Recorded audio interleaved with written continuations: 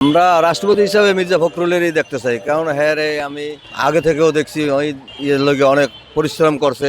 এই বিএনপির দলটারে মনে করেন এক হিসাবে হেই টিকাই রাখ, হ্যাঁ অনেক পরিশ্রম করছে, তারপরে জেল হাজত করছে, হ্যাঁ কষ্ট করছে, দুঃখ করছে।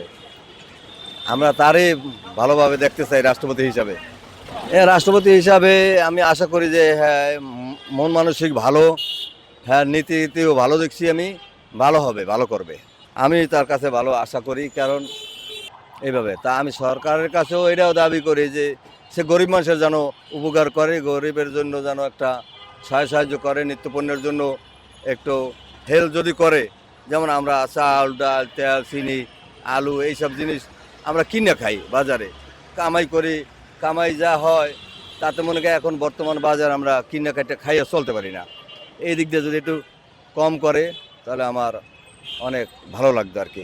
সরকারের উপরও আমার এই দাবিটা, আর মির্জা ফখরুল যদি রাষ্ট্রপতি হয় তার উপরে আমার এই দাবিটা।